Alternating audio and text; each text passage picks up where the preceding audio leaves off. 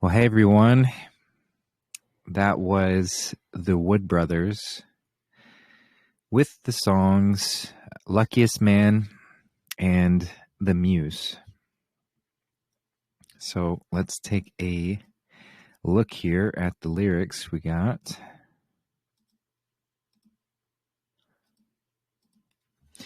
So, Luckiest Man. My whole Saturday and Sunday too, I was thinking about ways not to lose. I laid down my weapons is what I've done, too late to hide, feet too soft to run. But people say I'm the luckiest man. Yeah, they say. So I see in this song a sort of like a realization around the fact that you are here.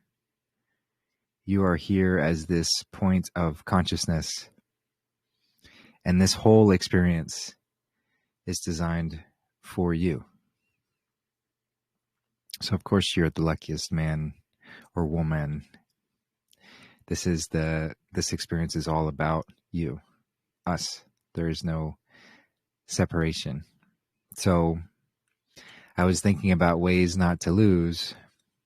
And then I lay down my weapons is what I've done. Too late to hide, feet too soft to run. So that's the surrender, right? Surrendering to that realization, that connection. And getting to the point of saying running is useless and fighting is foolish. Who are you running from and who are you fighting? You're not going to win, but still you're the luckiest man. You're up against too many horses and mysterious forces. What you don't know is you are the luckiest man. You're the luckiest man.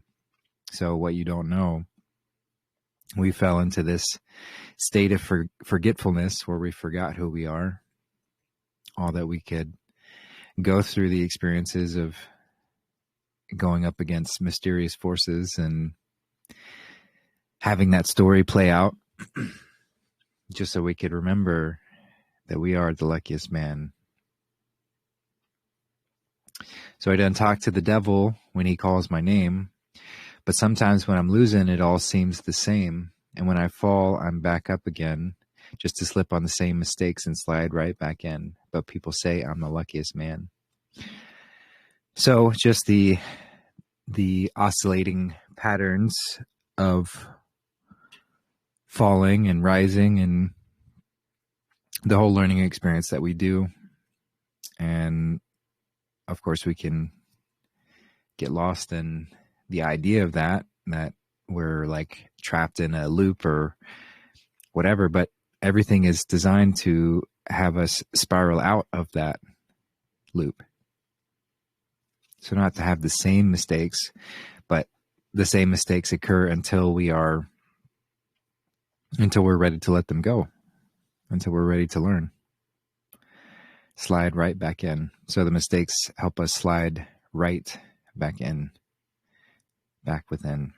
So we make the mistakes in the external to bring us back in, right back in. And then it repeats here. Try to keep my faith and keep my mind. Hate to lose either one when the whip cracks behind. And I can't help but mourning just a little each night. People say everything is going to be all right. They say I'm the luckiest man. So try to keep my faith and keep my mind. Hate to lose either one when the whip cracks behind. So faith would be right brain, heart connection. Mind would be left brain. So the balance of each, and life sort of drives us along to continue experiencing. We're here to find the balance within each of these. And sometimes it's challenging, right? We enjoy the challenge, so this experience can be quite challenging.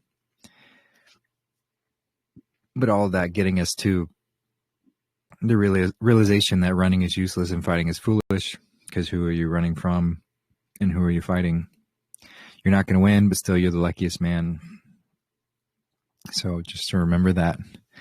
So I see the song as just a great reminder that you are the luckiest man or woman. You're it. You're that point of consciousness. So yeah, that's that song, Luckiest Man. And then the next one, The Muse. So as I sit on the edge of this never-made bed, old guitar in my lap, a new tune in my head, there she stands in the doorway just brushing her hair. It's my beautiful muse in her underwear. And if I was thinking, I'd be thinking, thank God, whoever you are, for the muse and this old guitar. So, of course, on a surface level, this is just a song about a romantic experience with a woman, and we could certainly view it that way, or we could view her as that divine feminine source of inspiration, that connection point, that heart-led, heart-driven space. And she is what inspires us. So, and if I was thinking, I'd be thinking, thank God, if I was thinking. So this points out that in order to be connected with her, that muse, we're not thinking, we're not in that state of letting the mind wander, because we're right here and now. She is right here and now. So we're in that state of gratitude. If I were thinking, we are in that state of gratitude, not thinking it necessarily, but thanking God for this experience and for that connection with her. Times like these, so sweet and so true, thinking's the last thing that you want to do. So just, again, emphasizing, this is not a space to be thinking through. This is a space to just be. You are. There's no need to think about it. So think it's the last thing that you want to do. And then it jumps to a sort of contrasting element. As I sit on the end of this dirty old bar, trying to work some things out and not getting too far. So getting lost in the thoughts. And I drown out the voices that are keeping me down. There's a muse all alone on the other side of town. So we are sort of away from the muse. And if I was thinking, I'd be thinking, thank God, whoever you are, for all the whiskey in this dirty old bar. So I see this as sort of like a contrasting verse where he is separate from the muse, and he's trying to drown out his sorrows of that, and he's trying to work some things out, not getting too far. So left brain thinking, trying to numb out. Because when we are disconnected from her, when we're disconnected in general, it's a painful experience. And society just teaches us to just drown it out in distractions and numbing mechanisms. But the solution is to reconnect with her, reconnect with that muse, reconnect with that passion, that inspiration, the thing that drives you, that source of creativity. That's the muse. So times like these, so sad but so true, I think it's the last thing that you want to do. So emphasizing twice, thinking's the last thing that you want to do in those moments. To go deeper into the thoughts is not wise when we are in this disconnected state, because the thoughts can only operate off of a loop. And so if we just stay in that loop, then that's where we will be. So then the third verse, as I sit on the bed in this hospital room, shedding a tear for the bride and groom, the tiniest voice starts to bellow and cry, it's my finest work yet, if today I should die. So what is this saying? So we had the connection with the feminine, we had the disconnection with the feminine in the second verse, and then the third is the union. So as I sit on the bed in this hospital room, shedding a tear for the bride and groom.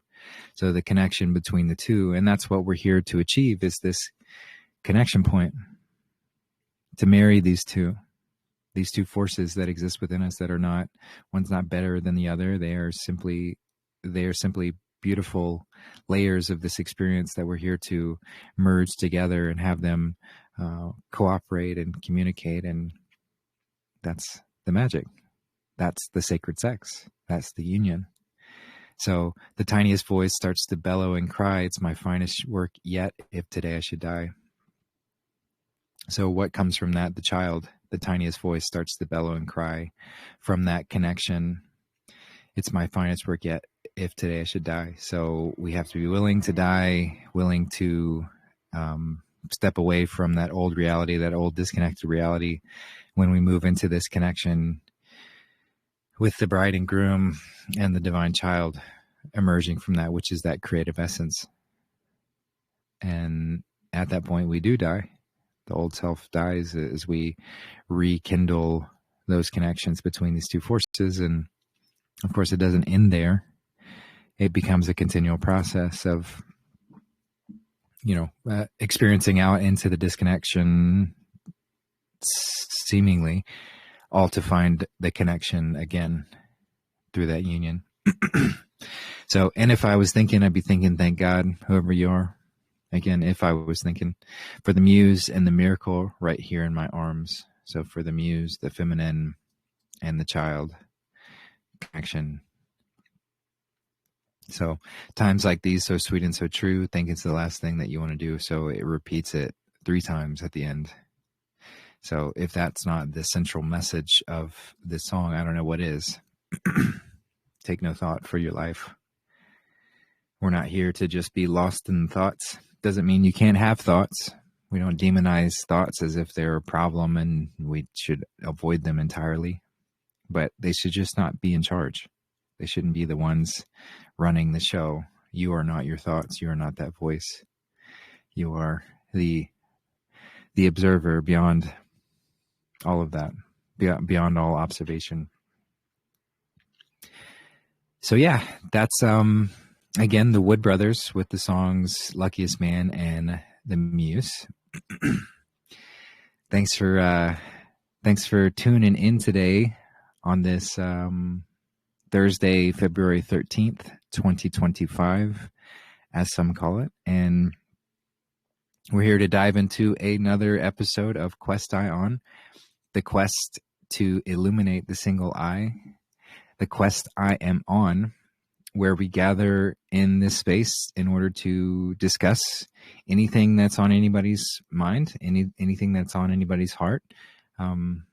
So all topics are completely open. This is a space where we can ask questions and share, and I'm not, nor would I ever claim to have all the answers.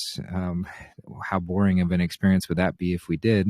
But I'm happy to help in anything that I have learned, and I love that there are others on this call that love to chime in and share on things as well. So that's not limited to anybody. If you do find yourself on a topic that you want to share more on what's been covered, then feel free to chime in. Or if you have a question, or if you have something you just want to share, it's completely open.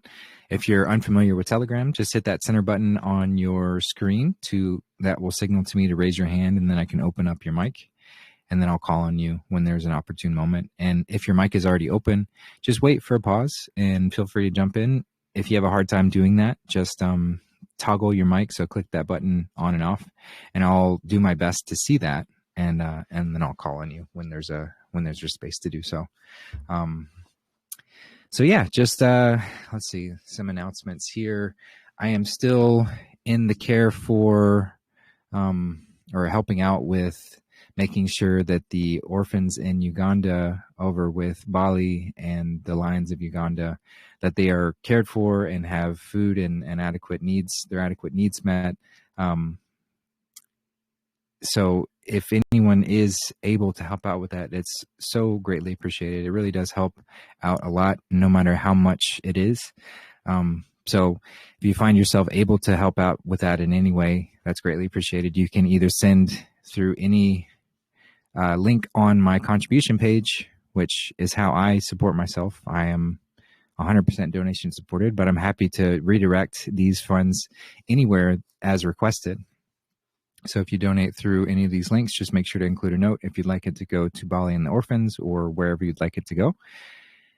So that's one way. And then there's also the Gifts and Go that we set up for them. So you can donate on this page. This is where you can set up recurring payments and things of that nature if you'd like to help out in that way. And this all goes to Bali as well. So thank you to all who have helped. Really appreciate that. I'm also still working with the Foxhole Foundation. So if you're unaware, they are a group that's been helping out, was started to help out with disaster relief anywhere and veteran aid. But they've primarily been focused on the North Carolina, Tennessee, Virginia areas that were affected by Hurricane Helene. So they're still working diligently to help out those in need in that area. Things do seem to be improving somewhat, but there's still a lot of need, a lot of people that are displaced. And so they've been, still helping out any which way that they can. If you want to support that cause at all, just go to their website, foxhillfoundation.org, and you can contribute there. And what else?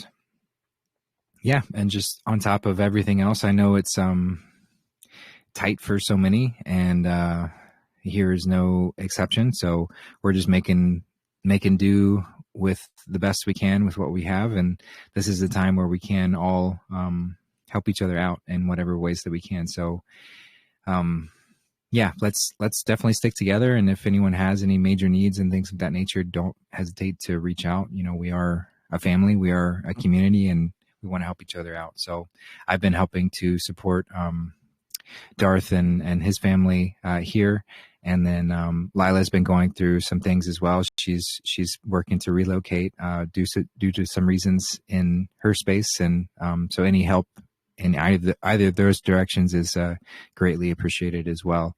So yeah, we're just doing the best we can with what we got, and know that this time period is limited, which is great. We don't know how much longer this time period will be, and we're not here to just sort of wait for everything to change, to sort of change our behavior within it, but also know that the struggle is not going to take forever. Like, it is limited. We will go through a transformation and a shift, and we're seeing it happen. We're seeing it happen more and more every day as the things happening within the Trump campaign continue to escalate, which of course is not really real in a lot of ways, but to the normies, it's very real. And so it's all helping them to wake up in lots of ways. So we had Tulsi Gabbard sworn in. We just had RFK Jr. sworn in. Both of those voices are going to be very powerful in shedding light on the darkness and illuminating the things that people weren't willing to address and see. So it's continuing to pick up. I know Trump gave a deadline for hostages to be returned by Saturday at noon, he said. So that's a potential marker for things to escalate.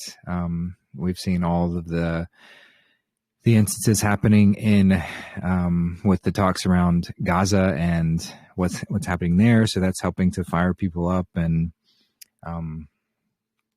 it just continues. I mean, everything that I love watching and listening to him speak and seeing what Elon is doing and how that's just riling people up and they're continuing to struggle to find reasons why they're so riled up, because it's like what they're finding is huge amounts of corruption, fraud, and waste, which we all knew existed in the government, and they're helping to clean that up. And those still parading on the left are trying to find ways to make it look like that's a bad thing. But by doing so, it's just continuing to reveal where people's true intentions are. And it's like, do you really hate anything good that can happen? And so this is Revelation. This is the time of choosing, and this is the time. It's not necessarily going to unite us in this moment. We do have to separate. We do have to divide before we finally come together. So we are seeing that divide continuing to happen, and it's quite exciting. But as I've said before, I would, at least what's been made clear to me, is that this is not the time to be getting in people's faces or posting. I mean, unless you know your audience very well, but posting very, very inflammatory things in these moments, because people's emotions are very heightened. So at least for me, it's made more sense to not have that energy be directed at me as much as I can help it. Of course, I'm not going to hold back on what I talk about in my space, but I've just been a little bit more careful on posting things on things like on Facebook and whatever else, just because I know people are, people's, it's very tense right now. So just be mindful of where you are and who you're speaking to and how that's coming across. Cause, there's just no need to put ourselves into extra trouble for that, because it's all happening as it needs to. The Whitehead plan is moving along perfectly. And, it doesn't really need us to throw our voices in the mix, at least in that kind of way. You know, I find my energy best pointed towards helping people to realize that they are, a beautiful aspect of the divine, and to step into that true Christed path and that space of realization and betterment of self, whether it's physical health or mental health or emotional health or whatever. That's where I like to spend my time in talking about, because that doesn't matter what's happening in the external. That's universal truth continuously. So anyway, just wanted to share that, and I'll go ahead and stop there on the announcements, and we'll just jump into the show today. So thanks for your patience in getting there. I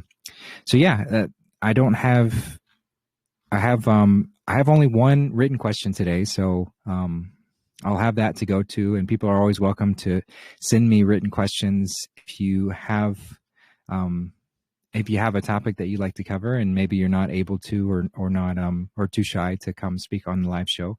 But I do love to always give priority to people who are here live on the show. So if at any point you do find yourself wanting to speak, just make it known and we'll pass it over to you. So we'll go ahead and get started. And I saw that Valerie Ann, you had raised your hand. Did you want to start us off?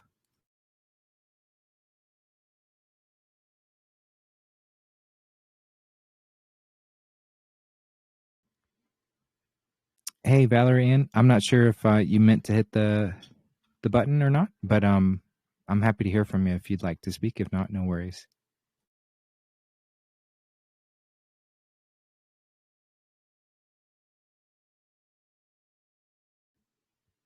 All right, maybe that was a mistake. How about anybody else? Anybody else want to jump in with anything, any topics, anything at all? Anything on your mind, anything that's come up, any conversations you've had with people in your life? Hey, Wolfpack 7, go ahead.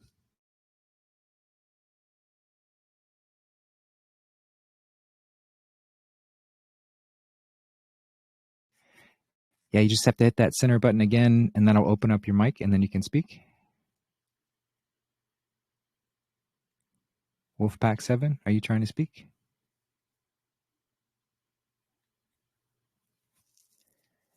All right. Anyone else got anything they want to share? Hey, Sarah M. Welcome, sister. Go ahead. Thank you. Can you hear me all right, Justin? Yeah, loud and clear. Great. Maybe, I don't know why some people are having trouble getting through, but during your intro with explaining the second song, the line got really unclear for me. So it cleared up again. So I'm not sure if that's going on for people, but I just wanted to say thank you very much to you and everyone for last week, because I really felt a continued support, which was very palpable for me, and all through the week. And I really feel strongly there's something so real about when we share in a safe space our hearts. And I know for myself, when I'm hearing other people going through whatever they're going through, they are coming to my mind a lot, whether you call that a prayer or whatever, just where your healing energy is going out to them. So I just want to say that is very real for me, the feeling of support and not feeling alone with just really feeling the support. And even though it was an invisible thing after the show, last week. I just want to say thank you so much to everyone. And yeah, and I hope the other people who are trying to get through can come through. Thank you.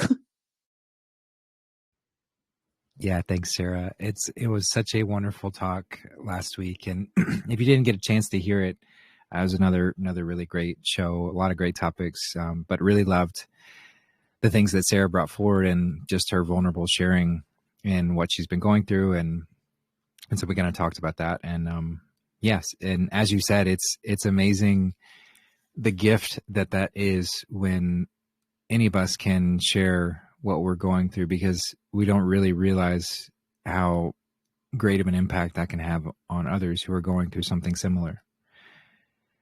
So yeah, I would just echo that and invite anyone who has anything that's come up or a challenging situation that you're going through, or anything, because we're here, we're happy to help, and just by you bringing forward something like that, it can help so many others. So thank you again, Sarah, for bringing that up, and appreciate you so very much. Yeah, I'll just see if anyone else has anything they want to bring forward, any topics, questions. Wolfpack, Valerie Ann, did you guys want to jump in, or anybody else? Oh, there's Wolfpack. Go ahead. Hey, I think I finally got it to work. My settings were screwed up. Sorry about that. First of all, I just wanted to thank Teresa for inviting me. My name is Michelle, and I just wanted to kind of bring something to your attention and see what your thoughts are on it. Some may say that Trump came in like a wrecking ball. In regard to defund the police, do you think he will fund the police to show like power to get a handle on criminalism? Yeah, great question. So everything that Trump does, it's good to remember, is it's layered. Like that character, Donald Trump, is not it's best not to take everything that he does literally. Of course, there are certain things that we can, but always have that sort of that foundation that what he's doing is not necessarily literally just going to be obvious. There's many layers to this experience, and there's many layers to this story that's unfolding. And what his character is designed to do is, as you mentioned, come in like a wrecking ball and disrupt the connection that society had to the satanic system that had been set up. And so he's shedding light on a lot of that. In regards to the defund the police, that's sort of a multi-layered issue that we will certainly, need to address in a lot more ways. But what he's been doing publicly is countering the cabal's plan was to drive us into a continue driving Antifa and BLM and others into a more and more of a lawless state, this sort of like anarchy that I don't even really like calling it anarchy, because anarchy has been given such a bad rap. Anarchy just means no ruler. So if we want to be very specific, I would call myself an anarchist, because I don't think we should have rulers in general. But I also don't think that we need to go straight to that right away, which is what sort of the conventional paintings of anarchism are shown as, of just destabilizing everything, and everything goes to chaos and madness and all of that. So that form of anarchy or chaos was what the cabal was bringing us towards, so that they could introduce a more tight police state, which was going to be used as like a 1984 system of control over us. So this is the Hegelian dialectic, problem, reaction, solution. So they introduced the problem by using what the Soviets and the communists would call the useless idiots on the left, to drum up a lot of emotion and cause a lot of issue. So that's the problem. The reaction is that we demand for a tighter police state, and then that solution is given to us in higher means of control. So what Trump has been doing is because everything that the cabal had planned has to be played out to some degree, because this is still a war that's being fought. Not that the Black Hats really have much power and influence, but their idea that their plan is moving forward still has to look that way. So that's why you still have people falling into sort of like the black pill narratives that are like, oh, look, Trump is he's just another Rothschild. He's just another puppet of the Zionist pushing this plan along, because he's had to play that role. He's had to appear that way. So he's playing in that Hegelian dialectic, problem, reaction, solution. He's playing the role as a Black Hat solution by implementing a tighter police state on some level. So this is giving any cabal minions thoughts of like, oh, is Trump actually one of us? Because he's playing the playbook as we designed it. But just like, we can take a look at Project Warp Speed with the vaccines. That was another example of him playing into that role, problem, reaction, solution, but doing it in a way that it really disrupts the cabal's overall plans. So with Warp Speed, he came in with a much faster rollout of the quote unquote, vaccines or jabs for COVID. And that was what gave the White Hats leverage to switch out the majority, as many as they possibly could, of that poisonous experimental injection.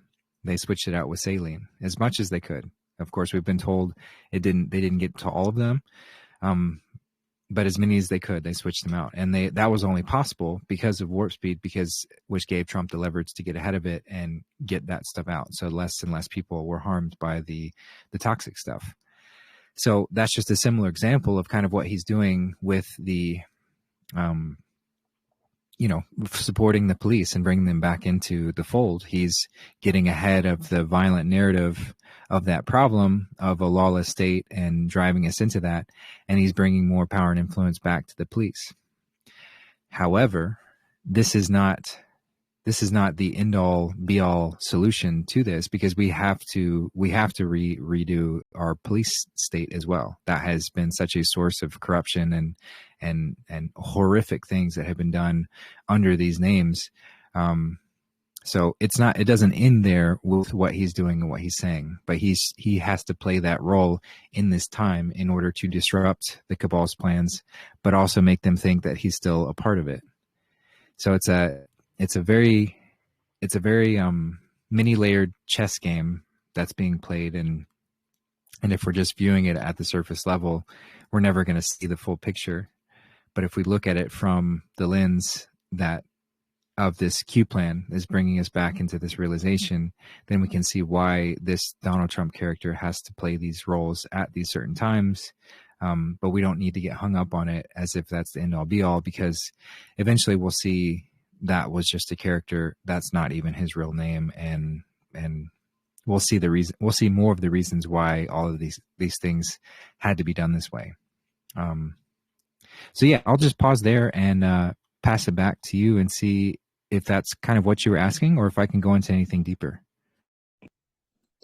Yeah, no, I think that was great. I appreciate your comments and take it to heart. Thank you. Yeah, you're so welcome. Thanks for coming on. And oh yeah, go ahead, Darth.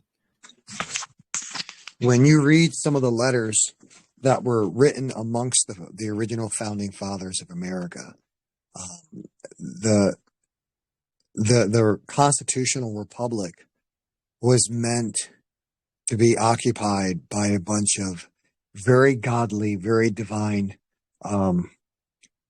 Christians, and it was the nation. It was originally founded as a Christian nationalist constitutional republic. And the reason why it was done that way is because Christians follow the law of Christ. Therefore, they would not need a police state because they would be self-policing, being animated by a Christic spirit, and being policed by the law of the Christ, which was treat other people as you would rather be treated yourself. And originally, the law enforcement would only apply to employees of the corporate United States of America. So private citizens were not under the jurisdiction of the police. So when the police pull you over and they demand ID and they want to know your name, they're demanding to know that you're a member of the government, that you're a corporate entity, and thus subject to their jurisdiction. What has happened is that the people that have lived in America have become so ungodly that they're not self-policing anymore. At least that's the story that the cabal tells, and that's what they want people to believe. Most Americans are good people, and they don't go around raping and stealing because there's police. They go, because they don't go around raping and stealing because they're police. They don't go around raping and stealing because they're good people, but they don't really know that. And most Americans have lost the ability to defend themselves. Originally, Americans defended and protected and managed themselves. But what has happened is, through several decades of social engineering, Americans have become dependent upon the police state. So even though that's not our destination, our destination is one where there is going to be very minimal policing, where people will once again become self-enforcing and self-protecting and self-regulating. And that is where we're going, but that's not where we are right now. Where we are right now is that the people are very much dependent on the police, and they almost worship them. There are certain ideals within the modern Western America that these ideals are worshipped, and you're not allowed to criticize them. And one of them is at least in the mainstream, you're not allowed to criticize police. And so Trump is doing a delicate balancing act, because he's trying to get us to where we have to go, while at the same time respecting where we are now. And the American public, all people in numbers are very dangerous. And because an individual is you can reason with an individual, even a leftist, even someone who's sleeping. Usually you can reason with an individual and get them to acknowledge or understand a point. But crowds are a completely different matter. They tend to vibrate at the lowest common denominator. Crowds are very dangerous to manipulate and very dangerous to try to move from one point to another. And so, and the American populace is heavily armed. So Trump is having to do a very delicate balancing act, and I have an immense amount of respect for the job that he's done so far. So everything that he's done, whenever he brings, he's been a great disruptor, and whenever he brings attention to something, it sheds light on it and disrupts the functioning of it. And that's something that, other people have not been able to do. So, take, for example, now he's opened up an office of faith, and so that's going to really shed light on the relationship between the church and the state, and the corruption that exists between the church and the state. That'll happen now, all because he's opened up that office and now he's directing attention to it. So the time will come when Trump will shed light on the current state of law enforcement. But we have to exercise patience with the transition from the old world to the new. The divine is always on time. She's never late. And this has been a very divine process. We should remember that if the white hats had not stepped in, we'd all be in concentration camps right now. The population of the world would be a lot lower than it is right now. There'd be mass die-off events. All kinds of horrible plans were in play. And we were not The people were not offering any effective resistance toward any of the black hat plans until the white hat stepped up. They offered resistance, organized, effective resistance. They did that. The people didn't do that. The people weren't able to do that because they were fast asleep and disorganized. So we're going to get to where we're going. We will have unprecedented freedoms in the future. And we're already starting to get unprecedented freedoms. If you watch what's going on legally, all kinds of progress is being made with the First Amendment and the Second Amendment, and now that they've cut off USAID, some people are calling that the devil's wallet. That was actually the financial section of the CIA, and now that's now those purse strings have been snipped. At least publicly. So it was done privately. It was done a while ago, but now attention is coming up publicly. So we're going to see all kinds of rapid transitions. But we'll get to where we're going. Just keep exercising faith. That's really the only thing that we can do. That's the best thing that we can do to assist this process, is to continue to exercise positive faith that we're going to get to where we're going, and to continue to send positive vibes to Trump and to his family and to all the white hats and to every Christic being everywhere. We want to continue to speak those good words and of faith that we're going to get to where we're going. However, they say those that are your masters and your lords and those that own you are the ones that you're not allowed to criticize. And so we have been in a police state, and there's been other entities that we haven't been able to criticize, but their day is coming.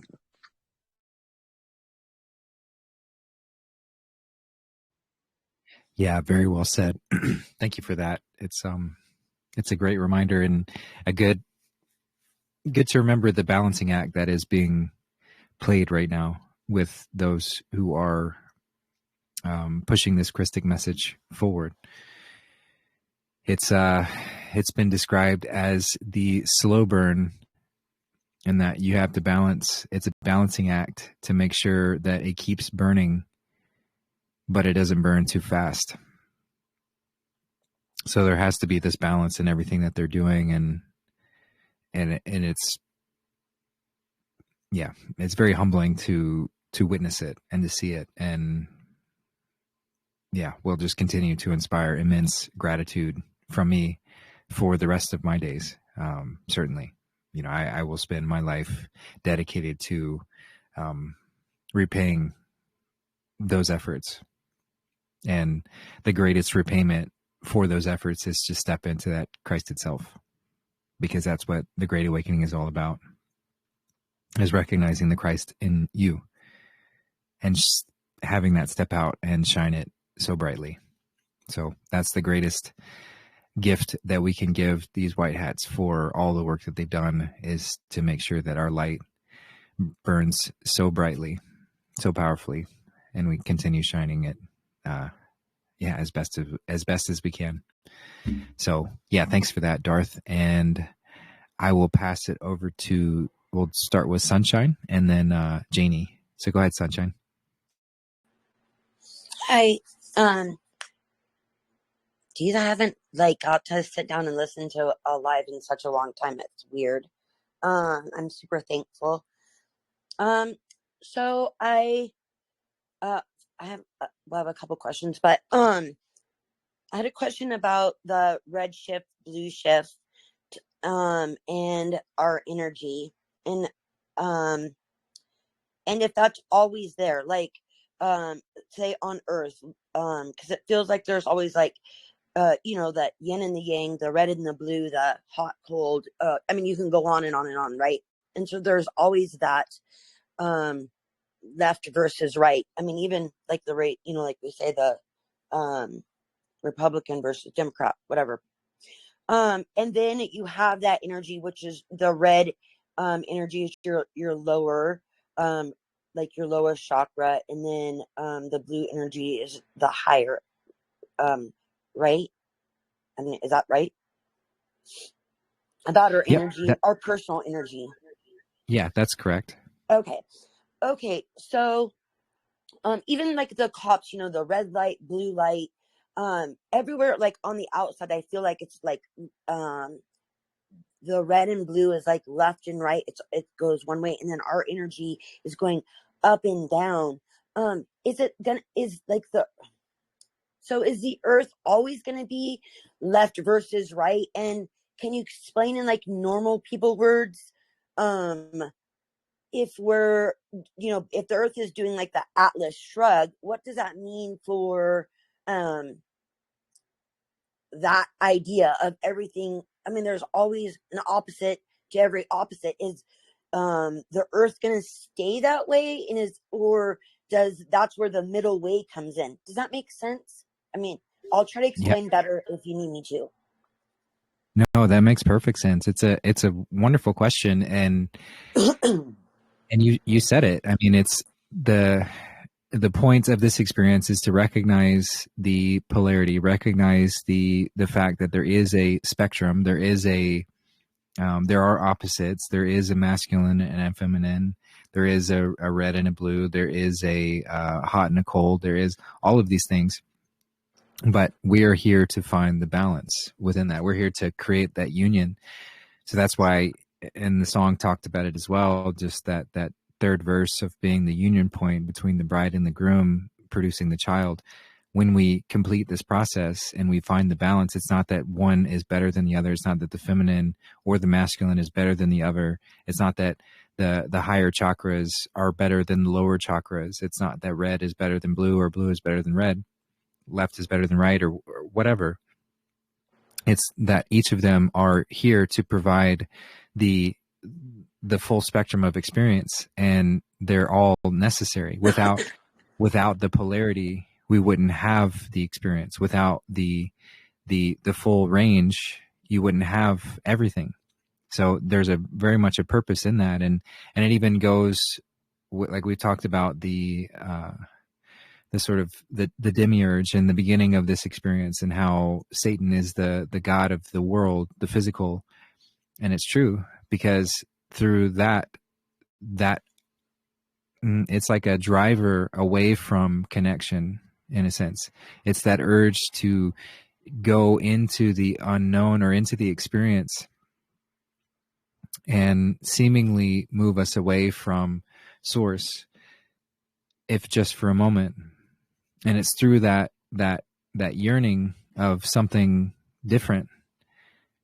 It can get us into trouble, but it's also what's necessary to allow this whole experience to exist. If we didn't have a simulation where I could pretend like I'm not God, then none of this would exist. So this is all very purposeful in order to have that.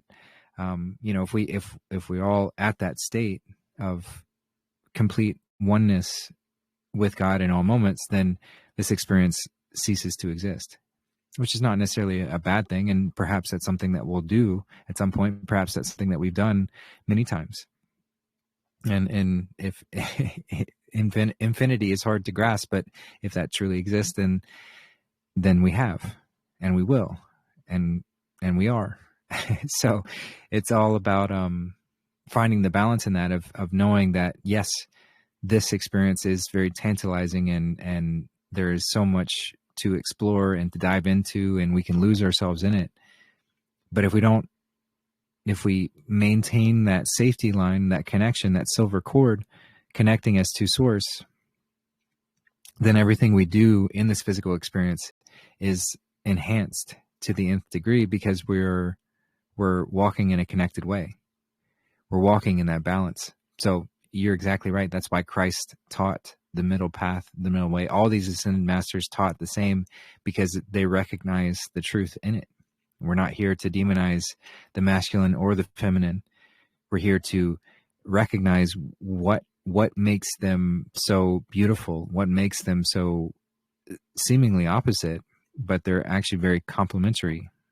So where can they complement each other and fit into that balance, so that there is a more beautiful expression that comes from receiving from both of them. But this is also extremely challenging. It's very, very difficult to maintain that. One could say impossible to maintain that indefinitely.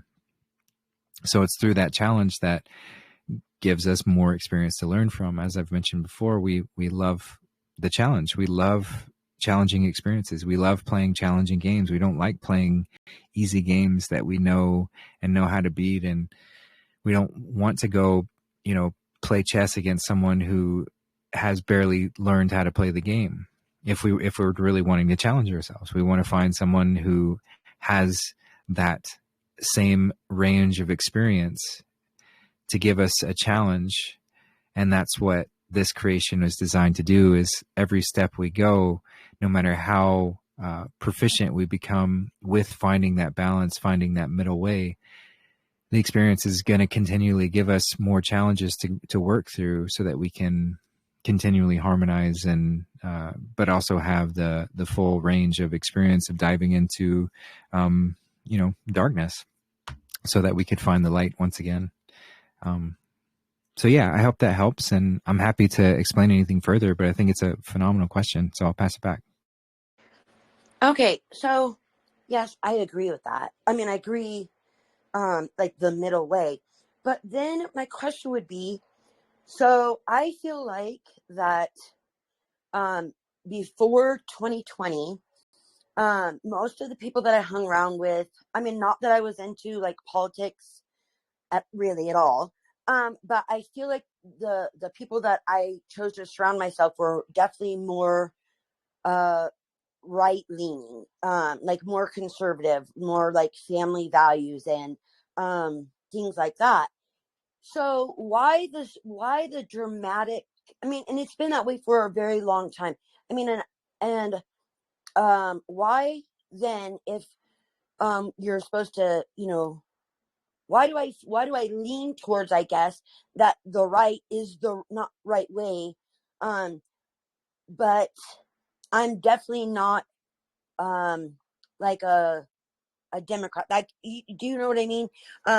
I feel like one is good and one is bad, and I don't think like the left is bad at all, like all the way. But I mean, I feel like in this scenario of what's right and what's wrong, even morally, most people that I'm around tend to shift towards that way. So are you saying that even like in like the politic aspect of it and the Trump and all that? I mean, because I definitely see that there is the middle way now, but I still see that the left and the right completely divide so many of us. And is that done on purpose to keep us divided? Because, or do I feel like, well, it's just because I think that the right is more of my way of being. Like I think it's super important to have good morals and values, and I feel like most people on the right. Does that make sense? Yes, it makes total sense. And I would say you can see where those on the quote unquote right in the political spectrum have very much fallen into ways that are not, so let's take, for example, one thing that's more stereotypical of like a liberal or someone on the left in the political spectrum is they're more conscious of what they eat and how they care for themselves physically.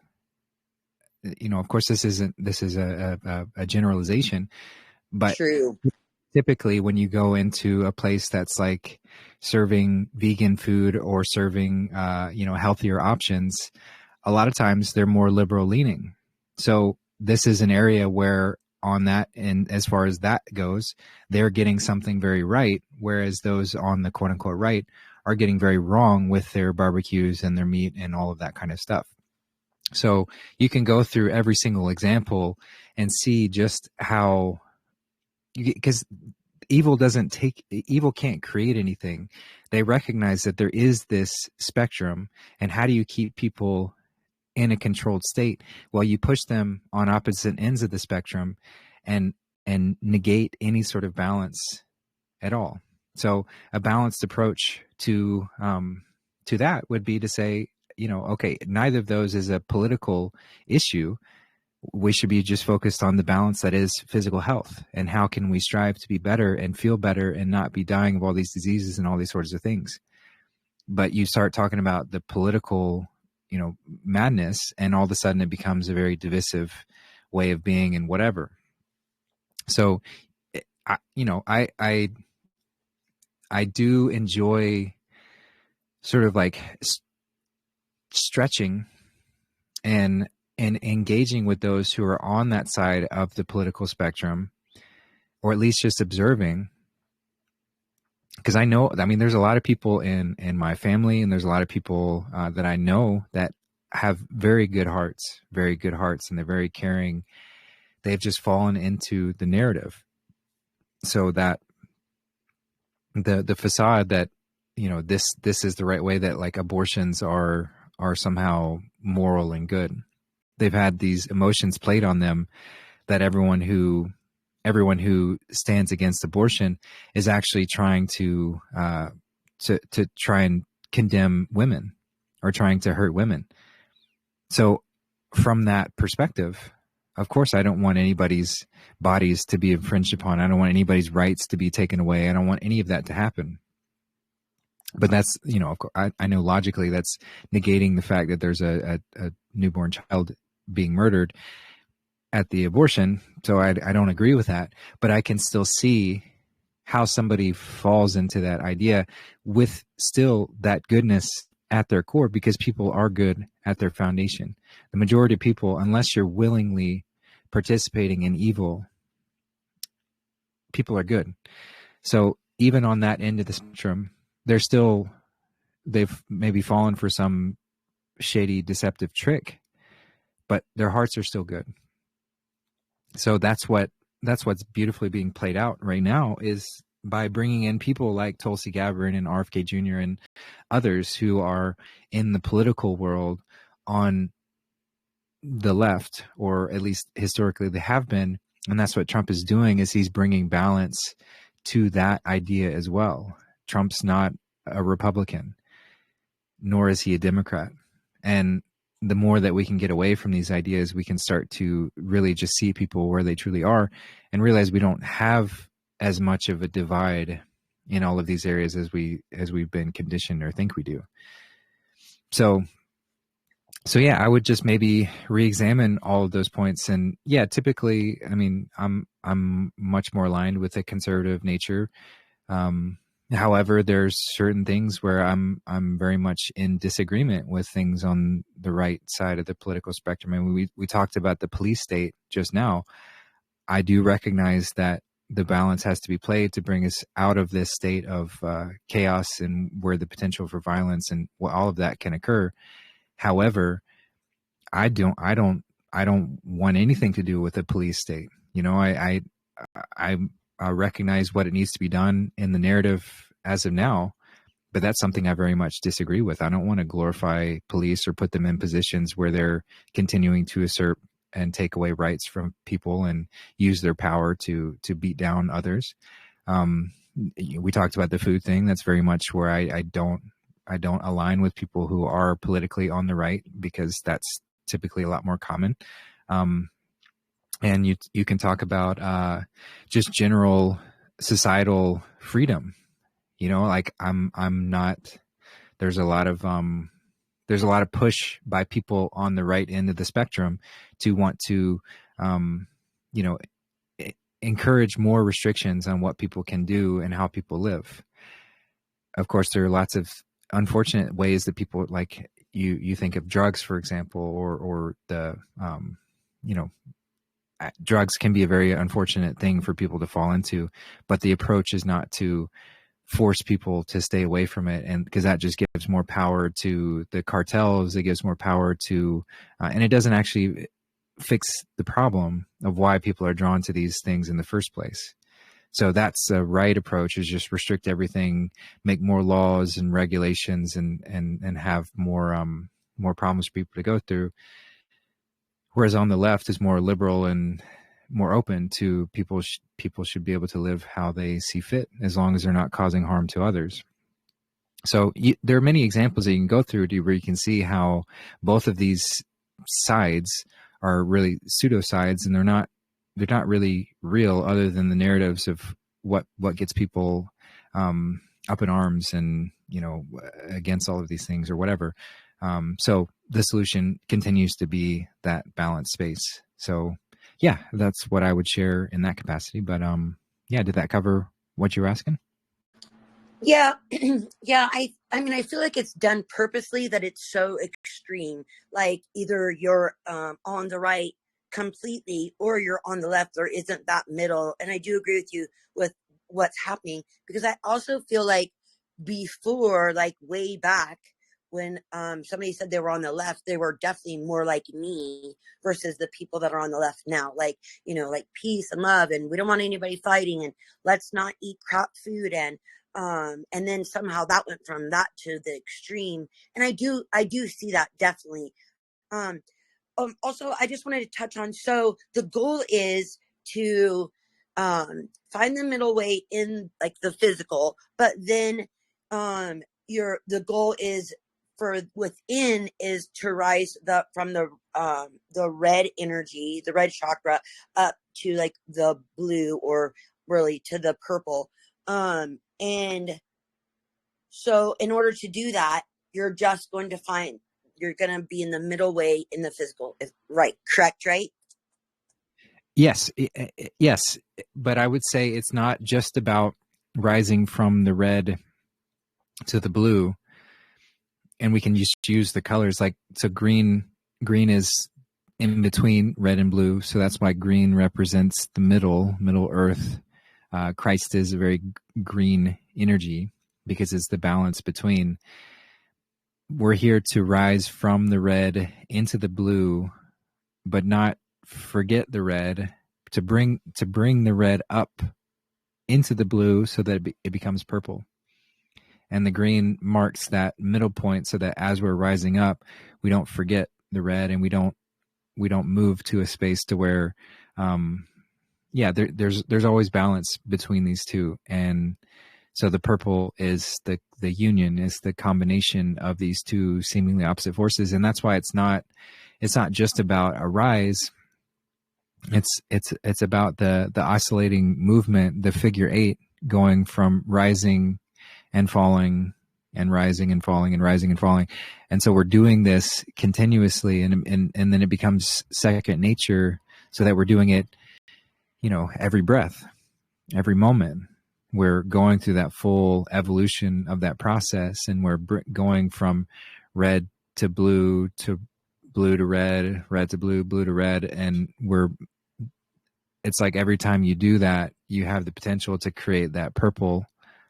And that's the challenge, is to make the union between the two. But every oscillation, every iteration we do that gives another opportunity to go through that process. But society was crafted to keep everyone locked in the red. And if you break free from the red, you move to an inverted blue, which is where you're using that blue in order to control the other reds. So both of which are still staying in that divide and conquer kind of way, and neither of which is the balance between. So to not negate the red, to rise through it, rise into the blue, and then also recognize that there's going to be a falling back into the red, and I'm here to close the loop and make the union between.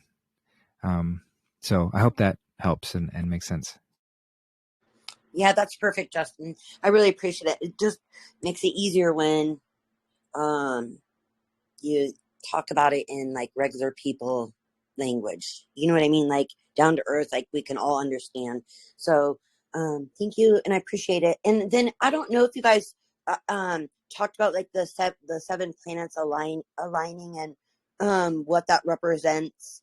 Because I think you're supposed to find out what's going up in the sky, to look within and what's going on within. So if you have any words to say about that, that'd be amazing. Thanks. Yeah, I don't have a lot to share. I'm not a avid studier of astrology, just sort of dabble here and there. But I do know it's a time that's been talked about in astrological circles, and just how auspicious that moment is of that alignment.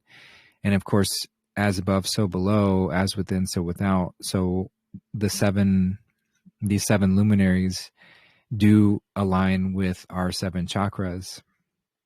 And so an alignment in the external is only going to enhance alignment or perhaps illuminate where there's misalignment, or both.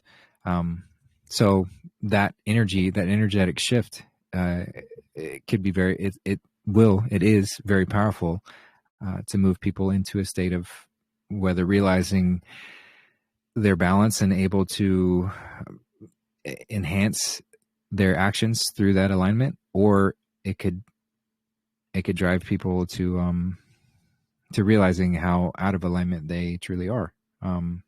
So yeah, it's a big time, but I don't have a whole lot more to offer. I don't see Tom, our resident expert in astrology. I don't see him here today, but yeah, if anyone else has anything on that topic, I'd be curious to hear anyone else's thoughts or what everyone's found within that. But that's all I've got.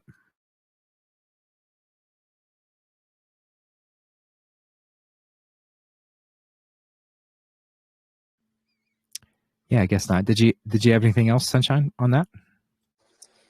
No, we're good. I just was reading about they were saying that the 7 luminaries were like the 7 gods of, like, they represent the 7 gods of Babylonian, and that among the Jews and Egyptians and the I don't know, a bunch of other people, but they were like the 7 branches of the candlestick, and or the 7 flames of the, like, altar fire. It was like a big deal, I guess. I mean, it's like a big deal, I guess. I just don't know enough about it.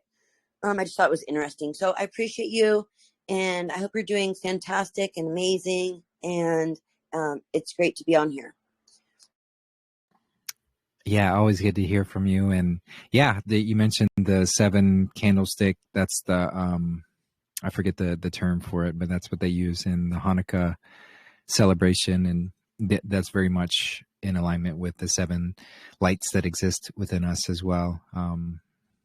So yeah, it's all representational of this same story that we keep playing out, and we keep leaving clues for ourselves to find when we forget. So great question, and thanks for bringing that up. And yeah, I'll just pass it over to Janie. Thanks for your patience, and go ahead. First off, let me say hello to everybody. I hope everybody's doing well. I just, when I heard you, because I came on a little bit late, but I heard you talking about how full of gratitude you were for being in this present day and time. And I just wanted to say as well that I am truly grateful to witness what we've been witnessing. And just the journey that it's taken to get here. And I know some are starting, some are, have been on this for a lot longer than me. And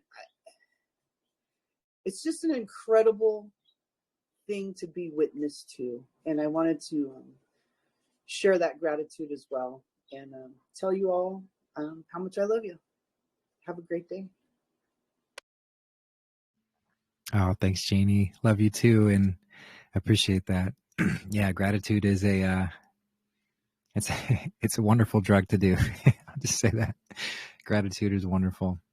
So thanks for sharing it. Yeah, anybody else have anything they want to jump in with? Any topics, questions, shares, anything that's on your mind? Hey, Jeff, go ahead. Hey there. I'll have to make it quick because I'm in a piece of heavy equipment. But yeah, it's just a simple question. Do you think Trump eats meat, or like how do you cross this whole McDonald's and RFK, cooking a turkey at Thanksgiving, and remember a while back SG was saying that McDonald's was going to close and bankrupt, and all I see in the areas that I travel through are upgraded McDonald's, and lots of new ones popping up. So what's going to happen with the fast food, and the whole factory farming, is it still going to exist? Is it going to be a transition? But I guess the main question is like, do you actually think Trump, eats McDonald's and Diet Coke? Because so many of us have made changes and, understand. And I sort of learned that through you. So it's been about 3 years now. So that feels great. But I just can't cross like all these people that are, trying to help out humanity, sort of push it. So hopefully you get what I'm saying. Yeah, definitely. It's a great question. And, it's kind of similar to what I said before of he's a character. He's a character, and that character has to do certain things in certain ways. I mean, they're working with the most powerful computers on Earth, and they're working with Looking Glass, which is like, it's technology that isn't purely a computer. It's like a Tesla-made pineal gland that they're able to connect with source energy. They're connecting with God. So every move that they do is based on something, whether it's communicating with Looking Glass or through their analytics of all the data that they have. And then that's what gives them guidance on next moves to make. So just to answer your question about, do I think Trump eats that or drinks that? No, I don't for a second think that he does do any of that. However, his character has been selected to walk that line in that way. And they have to be careful about how they bring things about, and what demographics they lose when certain messages are put out there. And is it worth it now to do these things? Like hard-hitting truths are, you're going to lose a lot of people. And in this moment, they can't lose that kind of support. So they're going to have to walk certain lines in order to make certain things happen. But then when it's all said and done, we'll see the reasons why. We'll see why that had to occur in those kind of ways. And as far as what will happen, to reveal all of that, I don't know exactly how it's going to play out. But I do know that every step we're moving towards truth. And the truth is that we're not designed to eat that stuff. Certainly not designed to eat processed foods like that. And I mean, it's just simply as that, not to mention all the other horrific things from that company and whatever else. So we'll learn all of that. And just that knowledge is going to drive the desire of people to participate in those kind of things down considerably. And I don't know exactly how it's going to happen, but I know with certainty that we're moving that direction. The willingness of people is going to be what determines how quickly we move through that. So ideally, I'd love to see factory farming and that kind of stuff go away quickly.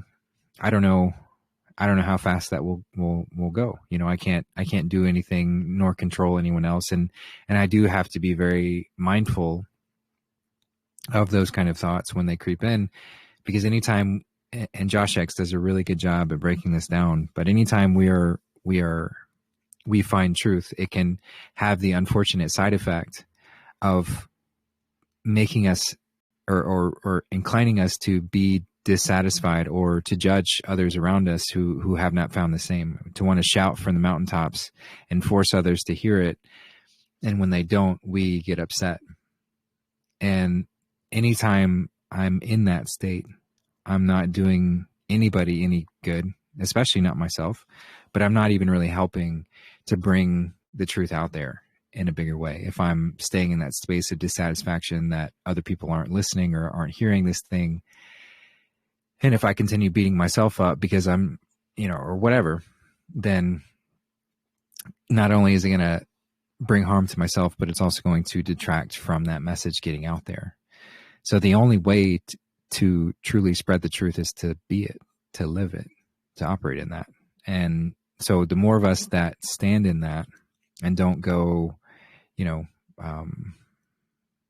judging others for decisions they're making or how they're operating, and just really live it, even if we have to wait generations for that to take hold, eventually it will, because those who are continuing to participate in the death system will die, just to put it very bluntly.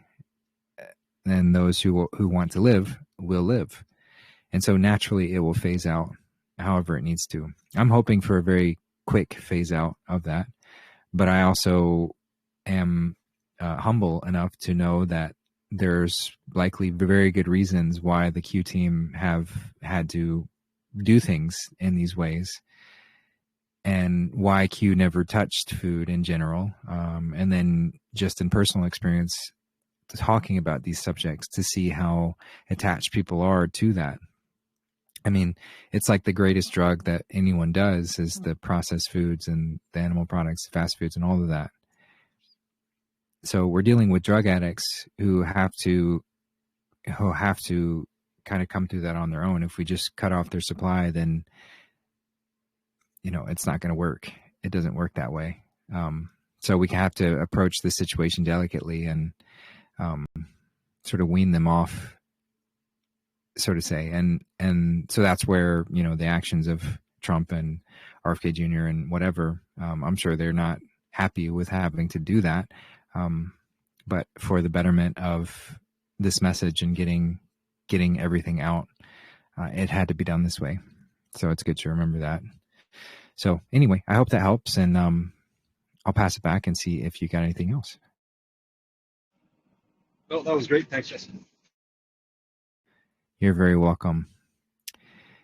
And yeah, I see that Teresa M. had raised your hand. Go ahead. Hi, Justin. Hey, sister. Hey, while we're on the food topic, I have shouted to my family, because I still live in a family where we're farmers and we still plant Roundup Ready GMO corn. I don't know what to do about it.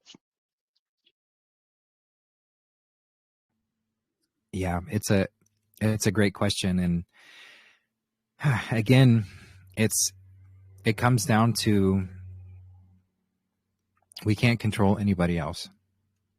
And anytime we get urges or lead ourselves into a state of dissatisfaction because of what somebody else is doing, then we're only bringing about suffering on ourselves. So as far as your family growing that, it's unfortunate. But to make it not as detrimental to you is to find peace within their decisions and what they're doing.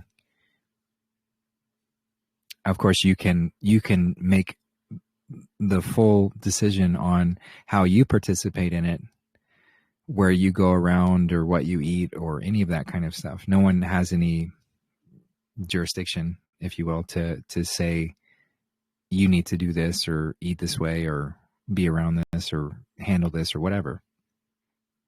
But just the same, we don't have any right to tell anybody else what they eat and what they handle and what they do.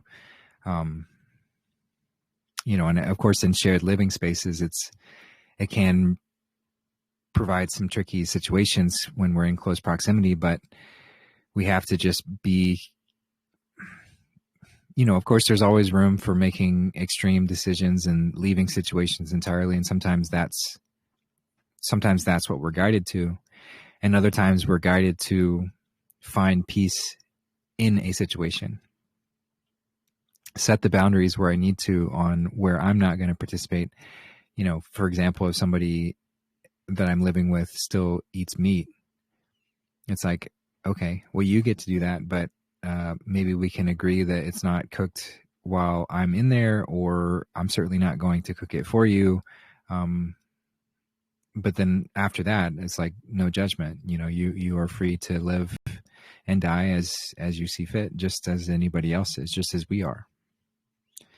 So that would be my greatest suggestion to you, is just to find peace within their decisions on how they're choosing to operate and choosing to live. And it's as it is to see somebody bring harm to themselves or others. Ultimately, the way to bring about that meaningful change is to truly just live that way, not to be consumed with what other people are doing, but just to live in that way. And it may or may not inspire them to change, but it will inspire the right people to change, the right people to move forward. And we don't need to be attached or have expectations that it will be anybody in our family or anybody that we're around. But just know, and really not to even do it to influence anybody, just to do it just because it's the way. But when we live the way, then that has the greatest potential to impact others and to have them be inspired and make a change within themselves. So yeah, I feel for you there, and I know it's challenging. If there's anything else you want to get into, anything more like in more detail, and maybe we could give suggestions, I'd be happy to hear more. But just curious what else you got to share there. Well, it's a big financial too. And not knowing, I know Trump, they want to get rid of this, but yet we have to figure out when we sell it. And I never know, is the price going to go down? Is Trump going to take care of our farmers? Stuff like that. It can be mind-boggling. Yeah, I feel you there, and it's challenges like that help us, or at least help me to refine my connection with God. If I'm feeling doubtful or skeptical about what's happening, then to catch myself in that loop and come back to that faith-oriented space, that everything is working out as it needs to, and I'm simply just doing my best with what I'm presented with, and then everything else I need to let go because it's outside of my control. It's outside of what I'm being presented with, and so therefore God isn't giving it to me. But the thoughts want to creep in and get us to worry about this, or suppose this happens, or get into hypotheticals, or all of that. And all of that just leads to more stress and turmoil and pain. So yeah, as challenging as I know that can be, just trust that it will work out as it needs to. And if, we've all got to go through the things, or every industry has to go through the things to realize just what we've been doing. And if that sort of thing is, shifted, to help people realize, like, not to be spraying their stuff with that, or growing this GMO kind of stuff, then that's what will happen. Or if that comes later, that's what will happen, But my point is just coming back to that space of trust, that space of faith. So yeah, thank you so much for sharing, and I hope that helps a little bit, and yeah, just appreciate you. Oh, thank you. I just needed to hear you say that, I guess. Thank you. You're so welcome. Thanks for coming on today. And yeah, is there anyone else who wants to jump in, have any topic they want to share, question they want to ask? Feel free.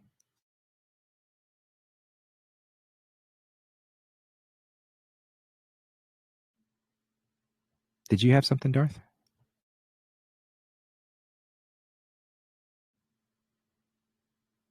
Oh, never mind. All right. Well, if there's nobody else, I've got one written question that we can go over. So this was from John Joseph Davey, and he sent me a voice message just about his sister getting, I think, ovarian cancer, and she was told it's a genetic issue, And so he's just sort of struggling with, how he can help her realize that this is not a genetic issue and that it has to do with her choices and how she's treating her body. So just how to come to terms with that. And, it's kind of similar to what I've been talking about today, in that anytime that we get these ideas that somebody needs to do something different, or I have some solution for them and they're not seeing it, as well-intentioned as those thoughts can be, remember that the road to hell is paved with good intentions. So if we are staying lost in those thoughts, then we're just going to be bringing ourselves misery. Of course, we want to help, and if there's an open opportunity to help, then we'll be shown that. So with his sister, I don't know the extent of where the conversations have gone or how open she is to changing. He kind of indicated that she's pretty closed off to that. So then that might be, if that's the case, then that might be an invitation from the divine to give us an opportunity to find peace within that. Find peace within the fact that she's not ready to receive this message. And so then it becomes a lesson for us. Can I be content with that? Or do I choose to stay in suffering in the, expectation or attachment that it has to go a certain way? So that same theme continues to pop up, with just finding peace within others' decisions and how they choose to live their lives, even if it means, we watch them marching towards their death. It's sad to see somebody do that, but this is nothing new. We've all been conditioned to take steps to march towards our death ever since this version of society has been crafted. And I'm sure it's brought great pain to, I know it has, to others watching their loved ones march towards their death, even though they have the solution, even though they have the answer to limit that marching towards death. But again, if we fight that, if we pretend like I have to be a savior and they're a victim, and I try and step into that role, it doesn't work, because free will exists and free will is paramount. So you can't bypass that free will. And if they're not willing to see where they've stepped off, we have to be okay with that. We don't have to, I shouldn't say we don't have to do anything, but in order to find peace within ourselves, it's best if we let that go. And not to move into, of course, everything's balanced. So it's not to move into a state of apathy where we just don't give a shit about anybody, don't care about anything that happens outside of us. That's another end of the spectrum that society loves to push us into. On one end, you care everything about what everybody else is doing and how everybody thinks about you, which is unhealthy. And then on the other end, you don't care anything about anybody or anything at all. Apathy. Two ends of the spectrum, neither of which is right. Middle path, middle way, balance between. So we still have great care, and we still want the best, and we can still set that intention. We can still, pray in that way that others may see. But at the same time, don't let those prayers take you into a state of despair or doubt. Don't let those kind of prayers take you out of faith, because it's going to move into exactly the way that it needs to. So if, in this example, if your sister truly wants to step out of this, these kind of reports about getting cancer and, having more detrimental health effects, one of those might be the thing that brings her out of that. And if she's already demonstrated that she doesn't want to listen to you in the solutions, at least in this moment, then it might take some more life experiences to get her to that space. And she might never. That's another thing that we have to be comfortable with. We don't have to be, but it helps to find peace within the fact that they may never choose in this lifetime to step out of that marching towards death. And as sad as that is, if I'm dissatisfied with that result, then the only person that will suffer more is me. So finding peace with others' decisions, no matter how detrimental they might be, is the only way to stay in that peace.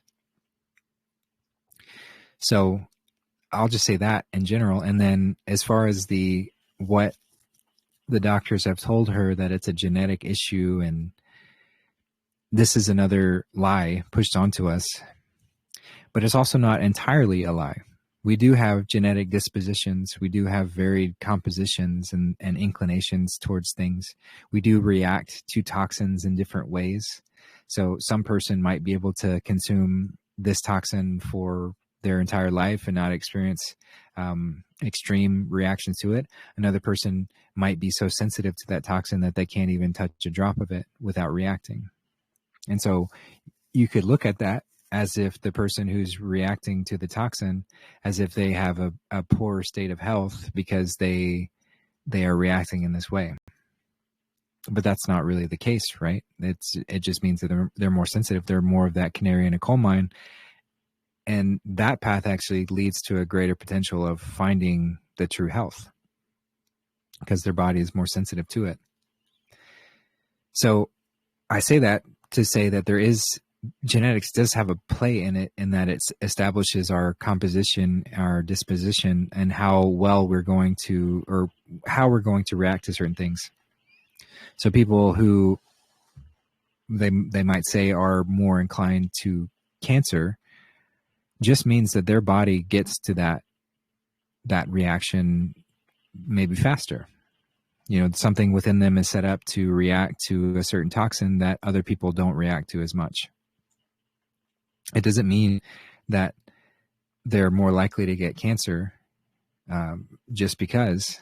It just means their body's system might be set up in a different way that causes that reaction to occur more frequently. So with that, if we stay focused just on the symptom, as the allopathic medical system likes to do, then we don't ever really get to the solution. But if we're solution oriented, then it doesn't, certain symptoms can have different approaches in order to rectify them quickly, but really the solution is almost always the same. Like we have to stop the toxins from coming into our body and work to remove them of what's already there through things like hydrating living foods, drinking water to flush, fasting to accelerate the body's natural healing abilities, and not eating junk and garbage, just to name a few. So these are all the solutions that are going to yield the results where we don't have these issues. So yeah, that's I guess that's what I've got to share there. And yeah, so thanks for the question, and I'll just pass it back and see if anybody else has anything they want to jump in with.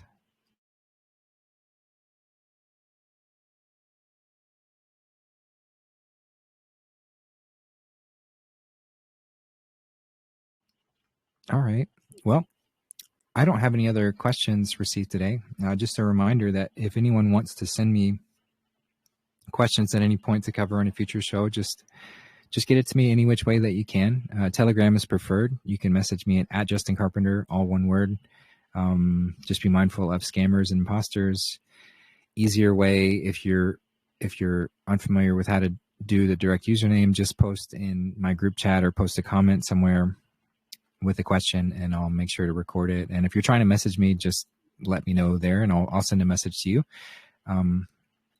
Or you can message me on my website, justincarpenter.org. There's a contact form there where you can send stuff, or anywhere, any Facebook Messenger, wherever you can find me, you can send questions. So thank you to all who do. And yeah, I'll just, again, just ask before we start to wrap up today. Does anybody else have anything before we do?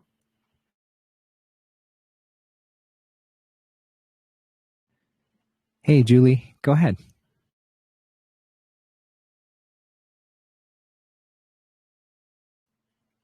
Yeah, you just have to hit that same button again, and that'll open up your mic. There you Sorry. go. I was just sitting listening to the conversation, and it sort of reminded me of something I'd recently been through. And I just got back from Lapland with my family, and they wanted to go on the reindeer ride. And I said to them, yeah, you go on, I'm not going, you know, I don't want to do it. Anyway, they were in the queue, and the queue's really long. These poor reindeer are going round these circles all day. And they called me over and said, we don't want to go on anymore. Will you go get our money back? So I said, yeah, sure. So that was that. They decided that they'd seen too many reindeer puffing and they didn't want to do it. So then came the husky ride, and I said, no, I'm not getting on the huskies. And they're like, why not? They look all right. And I said, look, you know, this is just me. I said, you call me a weirdo all the time. It's just who I am. I said, but if you're going to go on them, enjoy it. You know, just go and enjoy it. I'll be here when you get back. So they went on it and they got off, and I said, oh, did you enjoy the huskies? And they didn't really say anything. I really don't think it was what they thought it would be. And it sort of made me realise that when we're non-judgmental and when we use a bit of humour and we mix it with a bit of compassion, it can be very powerful at times. So I just wanted to share that with you, that sometimes we can make change, you know, and get people to think in a different way just by being there for them. Thanks. I love that so much. Thank you for sharing. It's yeah, it's really just a wonderful example of being in that state of peace and and not casting judgment on others for decisions they've made, but standing firm in your own that you don't really want to do that. And it's through those actions that, because if you had sat there and shamed them for making the decisions to do stuff like that, that wouldn't, I mean, maybe they would have not done it in that moment, but it would have just put more strain on the relationship, and it doesn't really help them come to that conclusion that maybe this isn't something that I really want to participate with. But by you standing firm in your decision and saying like, that's not for me, but also having that openness, it's like, yeah, but if you want to do it, like, go for it, and I'm not going to judge you for it or anything. You know, you gave that indication. That's what allows that energy to move within them in a way that they're not resistant to it and not fighting it. And so that's a perfect example. And that's really just that's the Christ energy. You know, it's not here. I just thought it might help others who might struggle sometimes, you know, that just that mix can be very powerful. And you're right. We had a wonderful holiday, and our relationship is strong, and they understand who I am. And yeah, it was great. I love that so much. Thank you for sharing. And it's very helpful to hear that and hear just real life examples of where we can be in that state of non-resistance and just help people through that. And then the miracle occurs when they begin to ask the questions or talk more about these topics that maybe they weren't as inclined to before. we've had the patience to let them get to it.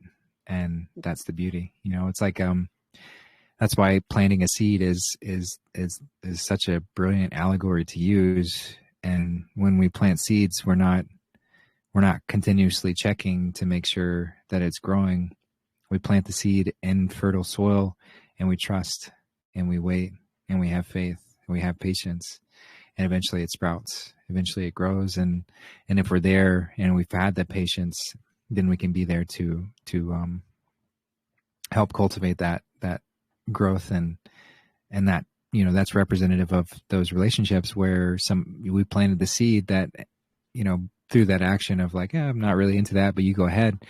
That was the seed right there to give them an opportunity to examine their relationship with doing these things, and whether in that moment or another, they're one step closer to that space where that seed sprouts and that realization grows. So thanks for planting seeds, and thanks for sharing, Julie. Yeah, thank you for listening, Justin. Take care. You too, sister. Thank you. And yeah, anybody else want to jump in, share anything, ask any questions? Now would be a great time.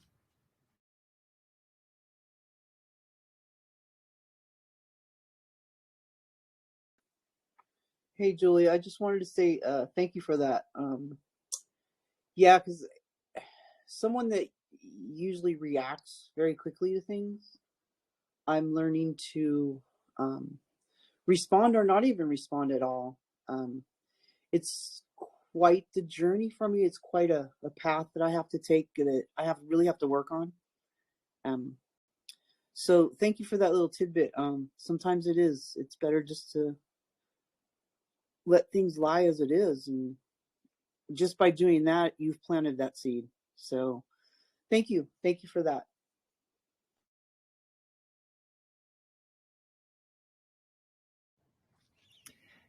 Yeah, thanks, Janie. Anyone else got anything?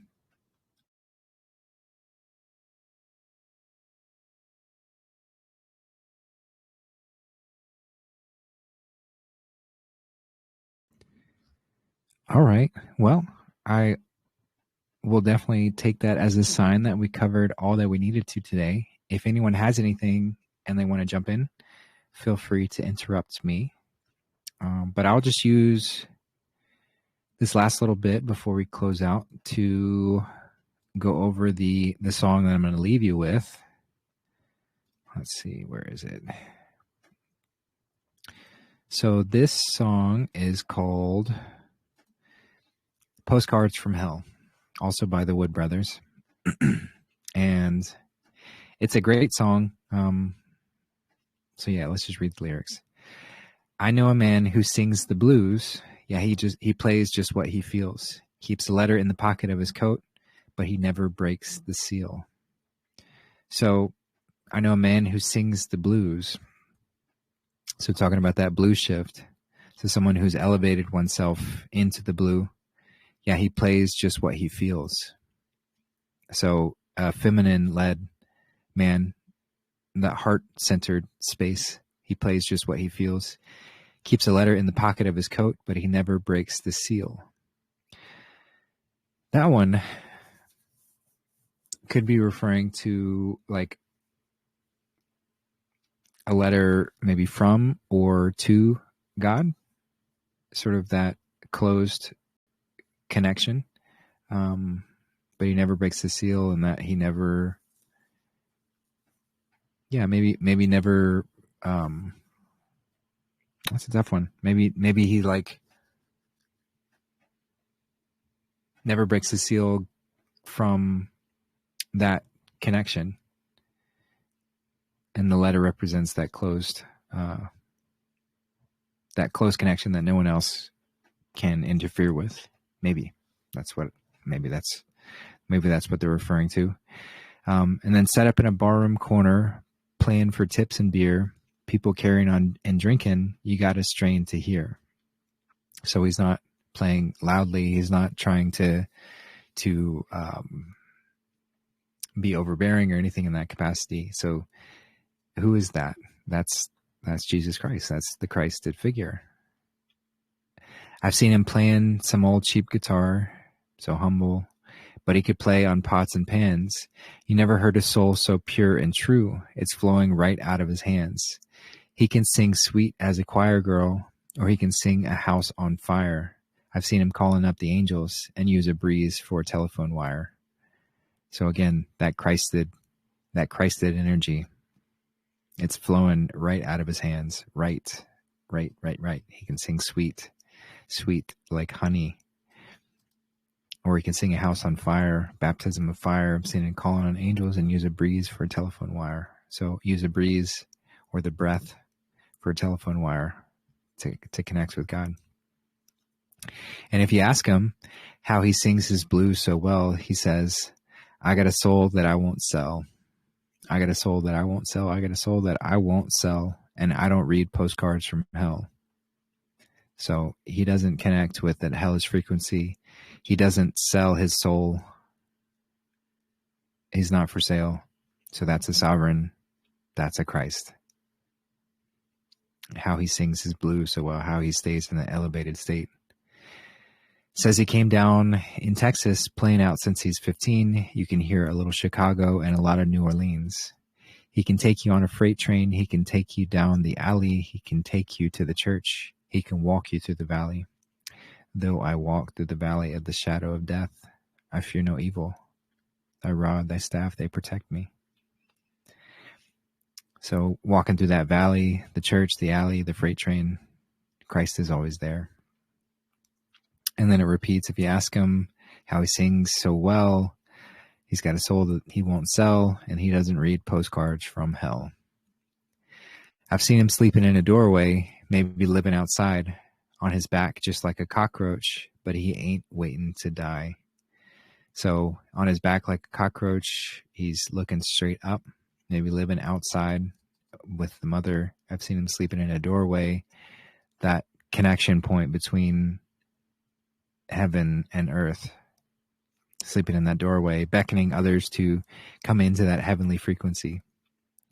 And again, if you ask him how he sings the blues so well, he says, I got a soul that I won't sell, and I don't read postcards from hell. So it's a great song. It's real catchy. I'm sure you'll enjoy it. And yeah, again, thank you everyone for being here today. Thanks for all the great input and questions and topics, and just really appreciate having an opportunity to gather. So yeah, send me any topics that you want to cover next week, and we'll make sure to cover them. And we will be having a watch party tomorrow night. I'm not sure what movie we watch, but I did say, since we've done like a bunch of horror movies recently, I did say that we'll watch something lighter. So I'm going to pick one and I'll send a post out.